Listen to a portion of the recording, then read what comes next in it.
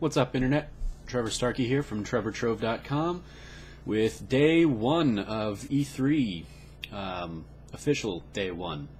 Kicked off this morning with Microsoft's press conference, and unfortunately, because I was at work all day, I kind of had to catch it and Ubisoft and Sony kind of intermittently throughout the day. So Microsoft was probably the weirdest one for me because I saw the first bit of it as it was happening live, but then I had to go off to meetings, and then I would catch pieces of it coming back and forth throughout my workday. But I was still kind of kept aware of everything that was going on, all the big announcements that were happening because of Twitter and stuff. So when I finally got to finish it this evening when I got home, I had nothing really jumped out as a surprise to me, but overall it means that my experience with the conference was very different than anybody else who was probably experiencing it live or who was watching it all in one chunk. It was very broken up for me. But overall, I thought I thought Microsoft had a really great showing. They both started and ended the conference with unveiling their new hardware, kicking off at the beginning of the show with the leaked Xbox One S, the slim version, starting at $299 in August. So good for them. That's most likely starting at implies that the up to 2 terabyte version that they talked about. My guess is that'll probably still be a little bit more expensive for them, but I'm glad to see them do that and be able to bring the price down and compact everything. I wasn't quite sure. My first question upon seeing it was if the power brick is gone, finally removed, or if it's still necessary, or if they were able to get power within the system. Haven't seen anything on that yet. But either way, the system looks a lot smaller and a lot cooler. And then they ended the conference with the formal announcement of Project Scorpio, and I thought it was really well handled, given all of. I'm not one of the people that has been like boo hiss iterative stuff. There's a piece on Trevor Trove I wrote basically defending the PS4K or Neo or whatever you want to call it. Back even before I think Project Scorpio was kind of announced, I wrote specifically in response to the PlayStation side of things, saying that it's just kind of the nature of technology these days. The iPhone changed everything. It has become a very iterative piece of technology, and so I think consoles are finally catching up to that. I imagine in that piece I wrote basically that I think last generation was so long because Microsoft and Sony were trying to scramble and figure out what to do next. I don't imagine, now that we're 2.5 years into this generation cycle, that ideas like PlayStation Neo and Project Scorpio came about in that time frame. I imagine they've been in the works for quite a while. So I think both systems or both companies have kind of been leading this direction now, and their hands may have been forced a little sooner than they wanted, but I think the way Phil Spencer kind of came out and closed out the performance, saying, we're not leaving anybody behind. Any Xbox One game is going to work on the Xbox One, the Xbox One S, or Project Scorpio. I think that it appeases a lot of the angry concerns that people were getting coming out with, saying that the Project Scorpio is coming out in a holiday 2017. They didn't announce a price for it yet because they probably haven't nailed it down, but giving people that much time, it certainly risks them losing sales now in the meantime, with people saying, oh, I'm just going to wait another year and get it then. But I think giving them the better priced alternative of the $299S also entices people to say, okay, no, I'll go ahead and do that, and then maybe somewhere down the line I'll get this Project Scorpio thing.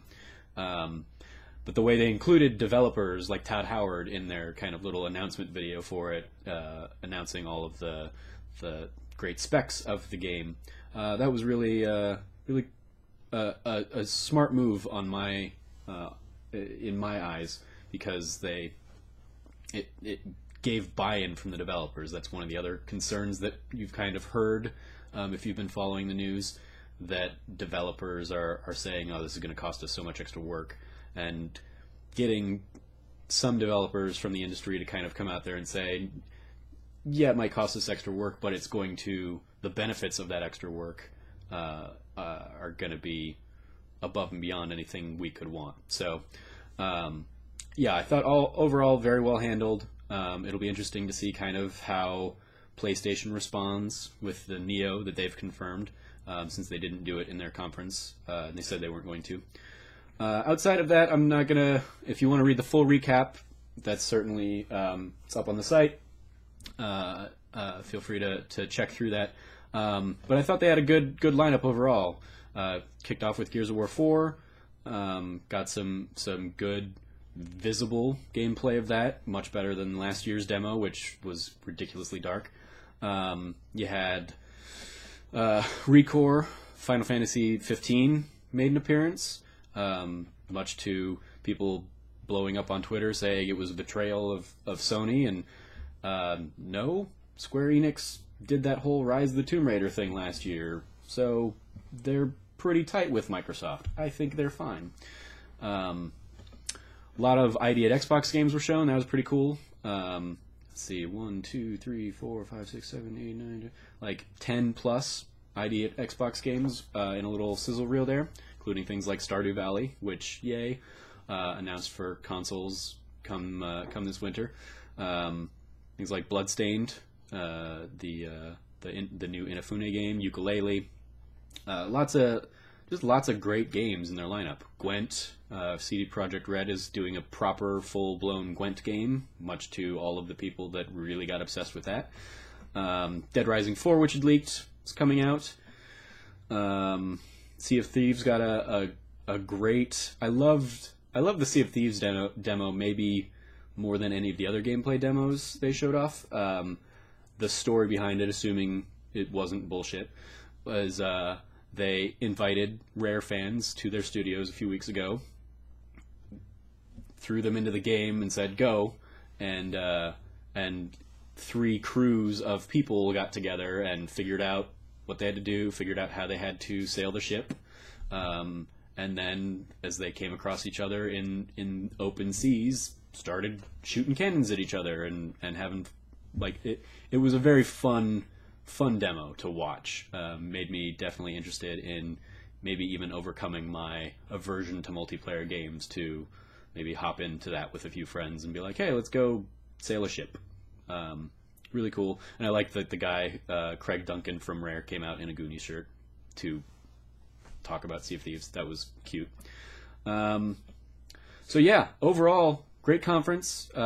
My biggest annoyance with the conference, and it just kept hitting me, was that whoever was directing the conference in the control room or whatever, kept focusing on big crane shots of the audience instead of letting the trailer finish or letting the trailer play, or like instead of staying on the game trailer that everybody in that audience is watching, they kept cutting out to big wide shots of the audience, and usually during critical moments, in like at the end of a trailer when it said, hey, it's coming out this day.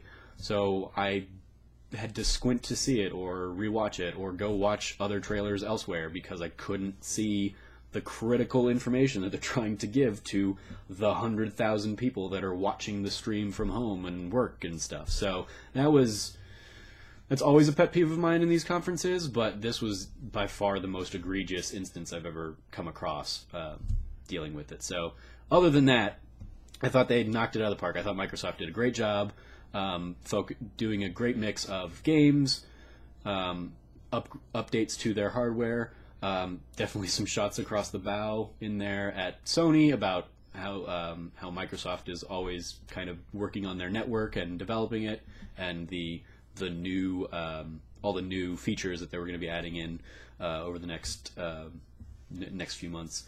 So yeah, overall, great show. Congrats to Microsoft. As far as my predictions, prediction number 1 was that Gears of War would kick off the show. and it would be. I said it would be unfathomably dark. It was not. I did say that it would end with a Marcus Phoenix tease, just like Civil War, the Captain America Civil War trailer ended with the Spider-Man tease. Nailed that one. And with it kicking off the show, even if kicking off the show game-wise, since they did kick off the show with the Xbox Slim, I gave myself half a point on that. I hope people don't get mad at me on that, Alex O'Neill. Number 2 was that the Xbox Slim would be announced this holiday season, starting at $299. They said it's announced for August, starting at $299, and then I predicted that the Xbox 1.5 would be announced for 2017 at $399. It was instead announced for holiday 2017 with no price yet, so gave myself another half point there. I predicted a Sea of Thieves release date of November 1st, I think, and that there would be like an open beta that people could sign up for now. None of that happened. 0 points. Number 4 was that HoloLens would do a bigger multiplayer Minecraft demo. They did a multiplayer, multi-even console thing, Minecraft demo, which was really cool, but no HoloLens involved. And I did say they would blow something up in Minecraft, and they did. They blew up a UFO. But again, because Alex O'Neill has been a little pissy on how much I'm giving myself points-wise, 0 points, because Alex O'Neill from Irrational Passions. And then lastly, I predicted Summer of Arcade and a handful of games to launch, to relaunch that marketing appeal. No Summer of Arcade. A lot of idea at Xbox games, like I mentioned earlier, including a few of the ones I'd predicted of Inside, Below, and Stardew Valley. But again, no points there. So overall, 1 point out of 5. Completely respectable for me, since I would say of the conferences, of the major predictions that I made, Microsoft is probably my weakest area of expertise, since I effectively missed the whole. I was never all that into the original Xbox generation, and I completely missed the 360 generation. So I'm pretty happy with getting 1 point and a couple of things I did predict correctly.